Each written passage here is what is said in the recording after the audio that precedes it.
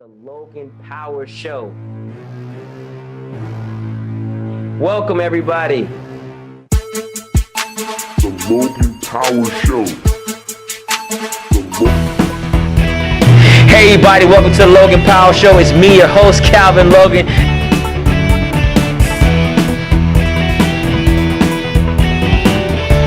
Definitely. So, hey, we're having some fun here.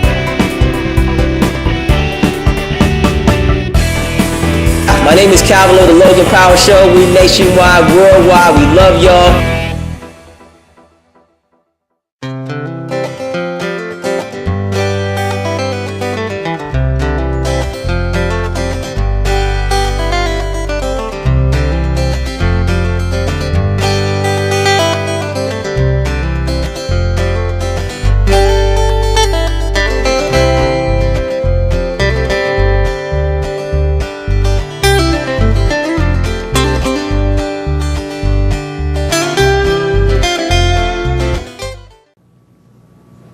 Hey everybody, welcome to the Logan Power Show. It's me, your host, Calvin Logan. Man, I love what I do. I love what God has called me to do. It's called me to do great things nationwide, worldwide, but more importantly, get involved in my community here in North Charleston, South Carolina.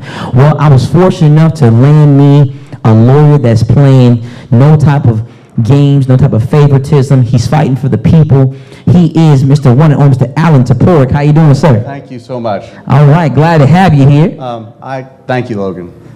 I had the pleasure of meeting Logan and his beautiful wife about 6 weeks ago. There was a meeting at a local community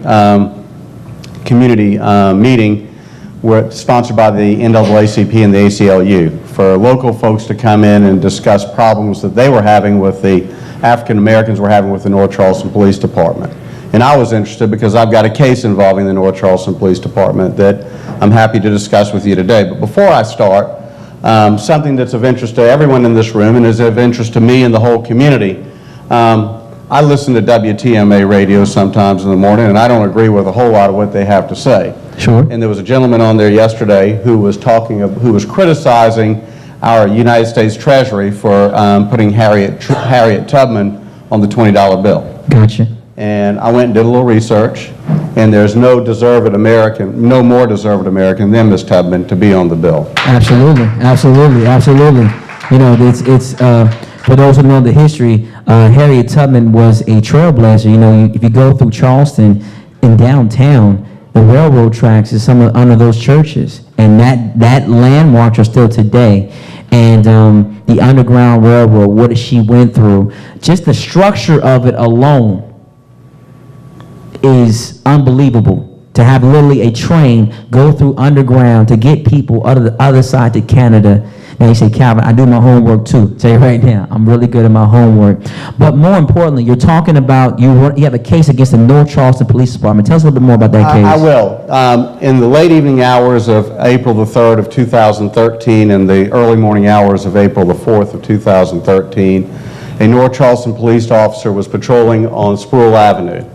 At 10:50 p.m. on April 3rd, he claimed that he was traveling and a gentleman was driving a 1997 white Ford Victoria vehicle coming toward him.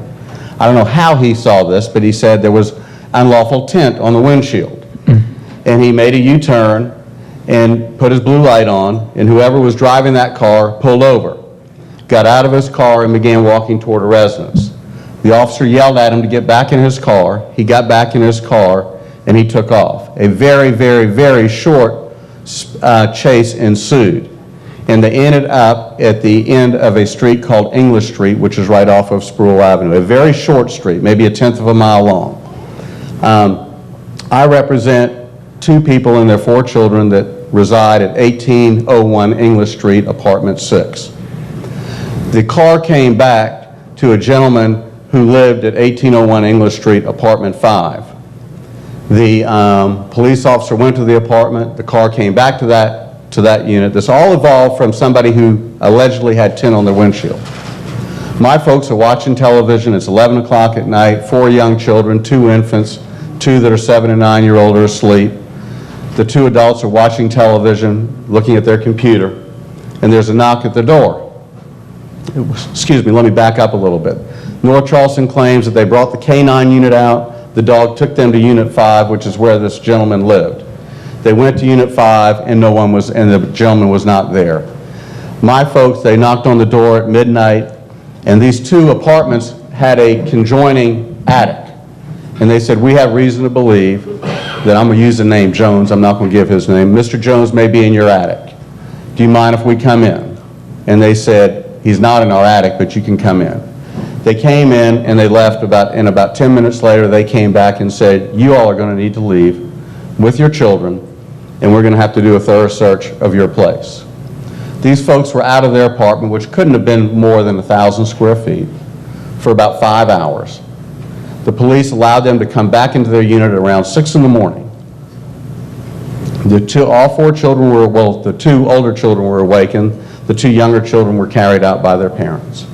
At 6 in the morning, when they went back into their apartment, their television was destroyed, their beds were destroyed, the computer was destroyed, looking for a gentleman that they never found. And when these folks were allowed to come back into their home at 6 in the morning, they were so angry that the deputy chief of the North Charleston Police Department at that time instructed one of his subordinates to go get a search warrant for Unit 6. It had already been searched. They already knew this gentleman wasn't there. To get a search warrant, they went and awakened the judge in the early morning hours with an affidavit that said, we believe this gentleman is in this unit, and we want you to sign this warrant. They knew he wasn't there. They did it after the fact to cover their backsides. Wow. And they come back at 6 with this warrant. But for one officer, and I found this one piece of paper about a month ago, this one officer that had a conscience, and she's the only African-American officer involved in the whole shebang, if you will. Sure. She laid out exactly what happened. I left out a key component. They had 12 SWAT members come to their home and go through their home. All this evolved from a tinted window. What is the significance of April the 4th of 2013? Walter Scott. Walter Scott was killed on April the 4th of 2015. It is my belief, and North Charleston took absolutely no remedial action. The deputy chief, I took his deposition. He said, I was terrible what happened to your folks. I went and talked to the head of SWAT. I said, was he written up? He said, no. I said, did you talk to your chief? He said, yeah, I talked to my chief. I said, did you tell your chief that you went and got a search warrant after the fact, after you knew this gentleman wasn't there? He said, no, I didn't tell him that. I said, if you had told him that, do you feel like you would have justifiably been disciplined? He said, well, maybe I would have. And I said, you've got people working for you. If one of your subordinates had done something like that, would you have disciplined them? Sure. He said, I don't know. It is my belief that there's plenty of other scenarios out there very similar to what these poor folks went through that I represent. Thank God no one was hurt, but their property was destroyed, and their lives were turned upside down, and their children saw their parents dragged out of their home in the middle of the night. And it is my belief that had North Charleston taken appropriate remedial action at that time, that Mr. Scott would still be alive today. Mr. Slager may still be patrolling the streets of North Charleston. Now, I saw yesterday that the mayor, flanked by their lawyer, who's a very good lawyer, and the police chief made a public announcement that they've asked the United States Department of Justice to come in and investigate the department. I think that's great. If they had just done internally what they should have been doing and should do for years, this wouldn't have happened. And it's my belief that if that officer had seen me, who is not the same color skin as the gentleman that was driving that vehicle, driving that vehicle on Sproul Avenue that night, nothing would have happened. And I want to thank you for being here. You've got a wonderful show, and these young ladies that were dancing before me are a very, very tough act to follow. Amen, amen. And for those that are, yes, clap it up. Definitely, clap it up. You know,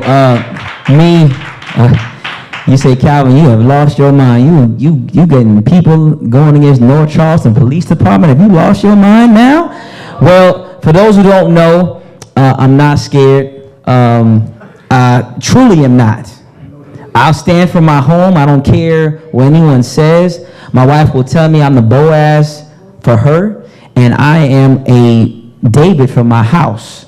So for those out there that have been misrepresented by North Charleston Police Department, any police department, you know, they have proper protocol that you have to to abide by, excuse me. They have customer service. You're supposed to have it. You know me, I've been in the military 13 years, and I can tell anyone right now, the Geneva Convention, in my personal take, just to how is it written, is written for more convenience for a criminal, an enemy, than for a person living in the United States. Because the person in the United States doesn't even have nothing that we can really abide by. The laws are there, but they don't really help people that don't know what the law states or stands for. Right. So for you being a lawyer and seeing the side of where things are, my father-in-law always tell me that the law is like rubber, it's always bending. So what from this experience you're taking this case, how do you look at people now as being a lawyer, your personal take? Because of what you're experiencing right now, how do you look at how things are going on for people that are less fortunate now? Well, I just think it's time for people to stand up and take a stand and take care of themselves, not be bullied, and not allow what happened to these folks to happen to other folks. And I hope that North Charleston will learn a lesson from the things that have transpired in recent years, and that it will become a better police community. It's a wonderful community. I hope it'll become a better police community. Amen, amen. So for those that are watching, the information is available on the screen, how to get in contact with Mr. Alan Toporek.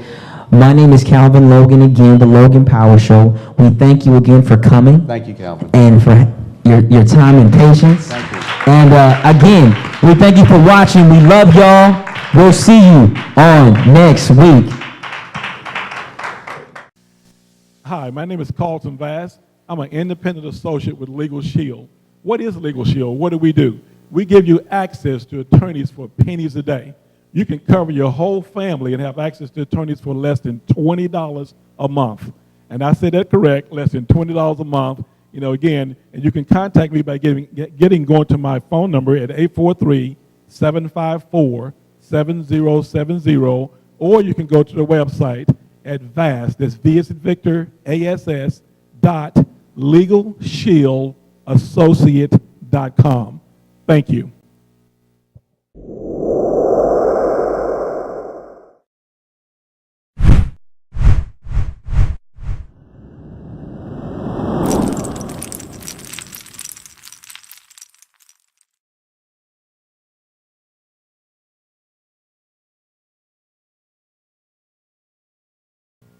Hey everybody, welcome to the Logan Power Show. It's me, your host, Calvin Logan, live here at Refreshing Word Church in North Charleston, South Carolina. Well, we're back on the political trail again. We are now still focusing on 2016 candidates that is trying to make an impact in our community, in our nation. I got with me a gentleman who's running for Congressional 1st District, U.S. House of Representatives. He's the one and only Mr. Dimitri Cherny. How you doing, sir? Good. Thanks for having me, Cal. Glad to have you here in the show. Yeah. All right. Well, tell us more about yourself. Who is Mr. Dimitri Cherny?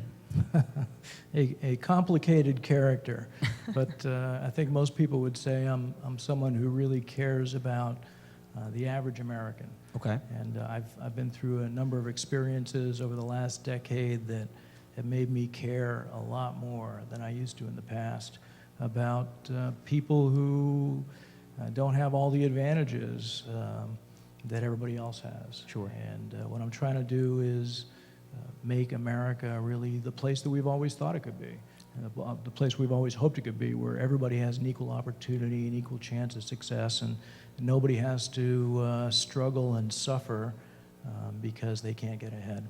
Okay. Well, it's good to see that you have a motivation for the people and that you want to help impact. Why now? Why run for 1st Congressional District 1? Why now? Well, Maybe I should tell you my backstory, and that'll kind of explain it a little bit better. Sure. I had a long career in the high-tech industry. Okay. And 26 years of success after success. And then the Great Recession of 2008 happened. Okay. And by the end of 2010, I had lost everything I'd ever saved up, a big house that I had built, my marriage, and I was homeless. I was living out of my car and then sleeping on my nephew's couch for a few months, and I couldn't find a job anywhere doing anything. This is after I'd traveled around the world and done lots of things. I had a big salary for a long time. I couldn't get a job as a Christmas worker at Macy's, and at some point I just kind of wondered what's going on here. What are you trying to teach me? Sure. And literally the day I was going to create a sign and stand at the bottom of an exit ramp begging, because I was down to just a couple $100s, I saw an ad for no money down truck driving school. And I thought, oh, this is it, huh? This is what you want me to do, to be a truck driver? So I went to truck driving school and drove the highways of America for a couple of years. And I was reminded then that not everybody was born with the advantages that I was born with. And a lot of people were struggling to live. And since then, I've struggled to live. And what I realized was 75% of Americans, 3 out of 4 of us, are living paycheck to paycheck with hardly anything in savings. And while I was driving the highways of America, I was studying economics. It's amazing what you can learn through audiobooks and podcasts and things. Sure. And also U.S. history. And I realized and learned that our economy has basically been rigged over the past 40 years to keep the rich rich and keep the rest of us struggling. And I swore then that I'm going to make a change if I can help in any way I can. So I got involved in social justice work a few years ago, and when in 2014 Mark Sanford was unopposed, I thought, well, why don't I just see what it's like to run for Congress? So I ran as a write-in candidate in 2014 and did surprisingly well. I ended up getting almost 7% of the vote by raising only $1,300, and all I had was a few signs up at the exits of 526 a week before the election. But I ended up getting almost 7% of the vote. So waited a couple of years and decided again this year, when nobody else was declaring, I'll do it again. So this time I declared as a Democrat, came up with the money to file, and now I'm doing this full time. I'm a full-time candidate, and I'm getting a lot of encouragement from people all over the district, all the way down in the Beaufort area, and all the way up in McClellanville, all the way up to Bono near Lake Moultrie.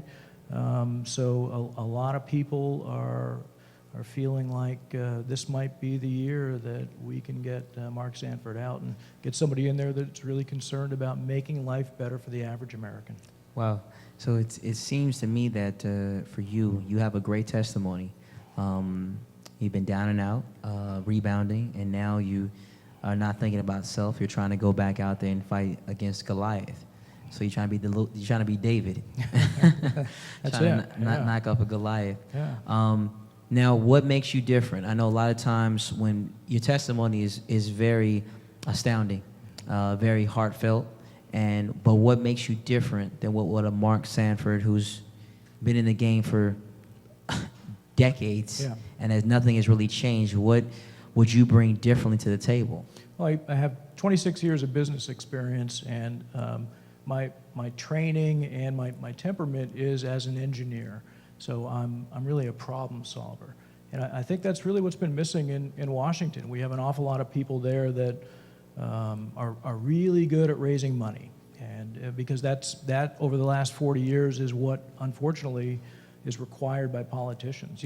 Right now, when people get to Congress, they are required by their parties, whether it's the Democratic or the Republican Party, to spend 4 hours a day on the phone raising money for their next campaign. And I refuse to do that. Sure. I will not do that when I get to Washington. I'm going to spend every minute of my day working for the people of South Carolina and for the people of America to try to make this a better place for all of us, because this is, we've just gone too far. Sure. And we need a revolution. We need a number of people like me. Now fortunately, if you look across the country, there are 75 people just like me who have never run before, who are all dedicated towards making America a better place for all of us, that are running for the same seat. And so a lot of people say, well, you know, what can one guy do in Washington to make a difference? Well, if half of us 75 get in there, you know, we can make a huge difference, and we can flip Congress over, and we can pass the laws that we've been trying to pass for decades, really, and a lot of new things. What we want to do is we want to make it so that everybody gets a living wage. So the minimum wage is some living wage. And we want to make it so we have universal health care, so nobody has to live in fear of getting sick and how are you going to pay bills. You know, right now 60% of the bankruptcies that happen in America, which is about 600,000 a year, are because of medical bills. Gotcha. That doesn't happen in any other country in the world. So being the richest country in the world, it's just ridiculous that we are struggling that way to you know, be like a third world country compared to all these places in Europe or Asia that they pay for health care for all their citizens. Okay.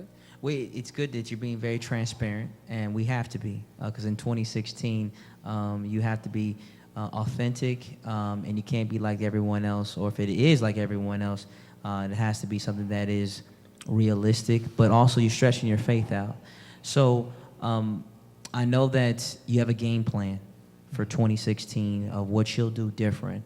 Is something in particular we can think about, like a couple things on top of your head that you are going to be mainly focused on? I know about the minimum wage, and you hear CEOs or business people say all the time, say if you raise the minimum wage, then the price of certain things go up. You know, if I get a McDonald's Happy Meal, maybe be $1, and if you raise it to, you know, the goal is to raise it to $15 per hour, you know, that McDonald's Happy Meals for $1 just turned to maybe $2 or $3. Yeah, it doesn't happen that way. Sure. I mean, everybody says that, but the actual price that McDonald's would have to do to maintain the same profits for their CEO that's earning $25 million a year would raise the price of a Happy Meal by like 18 cents. Wow. So is that worth it? So that then instead of just people that are earning enough money to buy McDonald's meals, now you could have everybody in society earning enough money to buy McDonald's meals? It seems like it's a good way to improve all of society. Now, if we can make it so that the guy at the top of McDonald's doesn't want to take home his $25 million, and then all those dollars could be redistributed lower down through his corporation, we could change things a lot more too. But that's a whole nother argument. So. Well, that's the thing. We always want to be transparent here at the Logan Power Show. I'm a kind of guy. I'm very of an activist. I believe that minimum wage has to be raised. You know, I'm a father. I'm a husband first, but a father second. I'm gonna tell you right now, if I was making $7 an hour, we're not gonna sleep right. No. I'll tell you right now. No, nobody could live on that. And what people end up doing is they spend 70 hours a week in 3 jobs, and none of them are paying well enough. So what happens? You have kids that are coming home from school and there's no parents around. So kids are getting in trouble. Kids aren't getting help with their homework. And what is the priority then for America? It's not to raise and educate the next generation, but it's just to survive. And you can almost think that there's a conspiracy of people at the top that are trying to keep a lot of us down, so we don't have the time to become involved in our communities. We don't have the time to become involved in local politics. All we can do is just survive and just get along. But when I used to be pretty well paid, they never told me about that conspiracy. So I'm not sure there is a conspiracy of rich people to keep everybody down, but it sure seems that way. And we just need to fix that. We just need to fix the way society is set up now so that the people doing any job, whether you're pushing broom or whether you're scrubbing toilets or whether you're flipping burgers, you're earning enough to live a comfortable life. And I think that's just the right thing to do for all of us. That's a great thing to say. But final thing, I wanted to know from you just, we know about minimum wage. That's a big thing you want to push. What else are you trying to push when you take that seat? Affordable housing. Number one thing we need to do is get the money out of politics, like I said. Okay. We have to make it so that politicians are not coin operated, and we're not constantly trying to get more dollars. If you think about it right now, the first distortion in America is that the people that win the elections are those that raise the most money. 90% of the time, the people that win are the ones that raise the most money for their elections.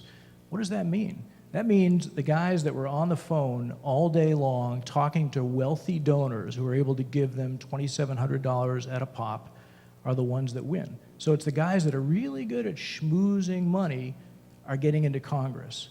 Is that who we want in Congress? Do we just want the schmoozers?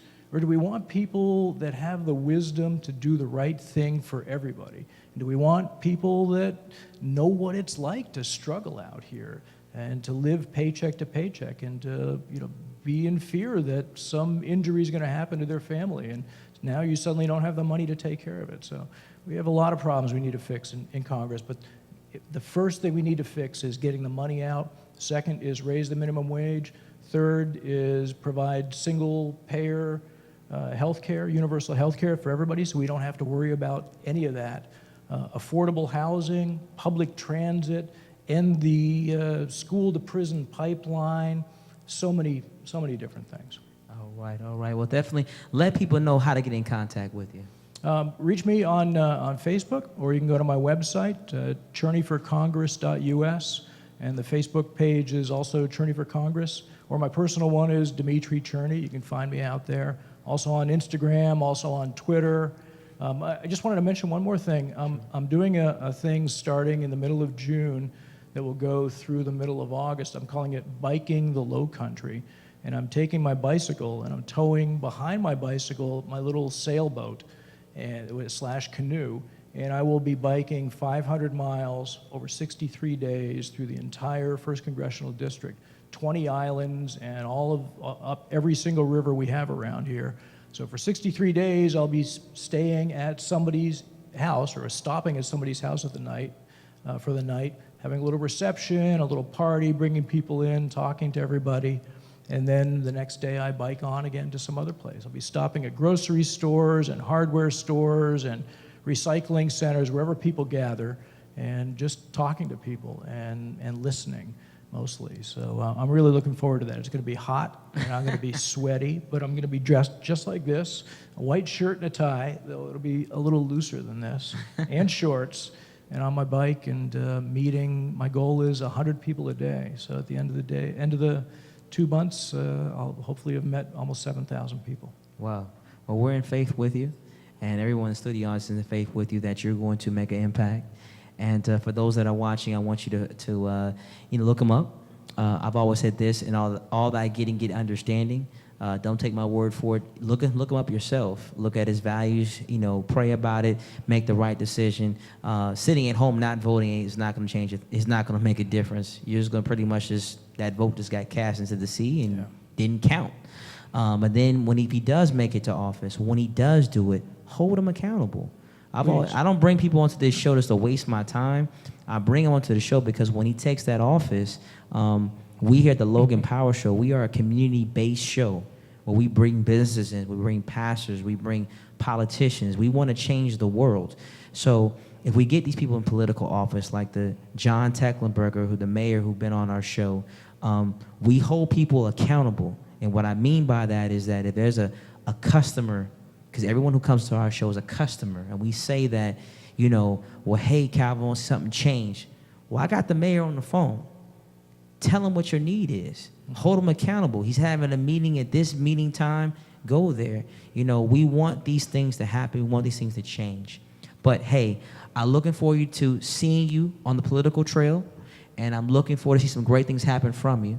I'm glad you came today. And everybody in studio, let's give him a nice standing clap for him. So we want him to encourage him that, this is not an easy road. We want to know that he's going to do great things. And that's all the time I got. My name is Calvin with the Logan Power Show, nationwide, worldwide. We appreciate y'all. We'll see you on next week.